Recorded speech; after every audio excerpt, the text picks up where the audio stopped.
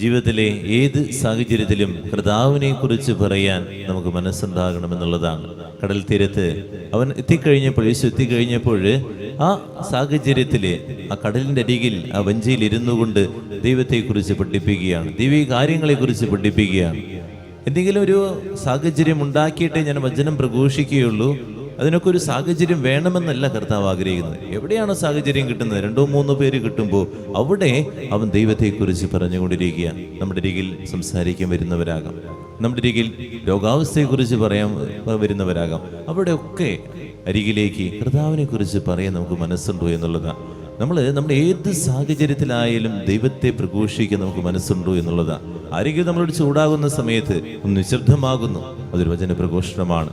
ഞാൻ രോഗാവസ്ഥയിലാണ്, നമ്മൾ രോഗിയായി കാണാൻ വരുന്ന സമയത്ത് നമ്മുടെ രോഗത്തെക്കുറിച്ച് ഇതിങ്ങനെ വേദനയാണ്, അതാണിത് പറഞ്ഞ് ഇങ്ങനെ നമ്മൾ പുകഴ്ത്തി പറയുകയല്ല. ആ സമയത്ത് ആ ദൈവത്തിന്റെ മഹത്വത്തെക്കുറിച്ചൊന്ന് സംസാരിച്ചു നോക്കി. വചനം പ്രഘോഷണമാണ്. അങ്ങനെ നിരവധി വഴികളിലൂടെ എനിക്ക് ദൈവത്തെ പ്രഘോഷിക്കാൻ സാധിക്കുമെന്നുള്ളതാണ്. നമ്മൾ ചിന്തിക്കുക എന്നുള്ളത് ഇത്രയേ ഉള്ളൂ, ഒരു വലിയ സ്റ്റേജ്, അതുപോലെ തന്നെ കുറേ ജനക്കൂട്ടം, അങ്ങനെയാണ് വചനപ്രഘോഷണം എന്നെല്ലാവരുടെയും ചിന്തയിൽ നിൽക്കുന്നത്. അതല്ല, ജീവിക്കുന്ന സാഹചര്യത്തിലെ എനിക്ക് എൻ്റെ ദൈവത്തെ പ്രഘോഷിക്കാൻ പറ്റൂ എന്നുള്ളതാണ്.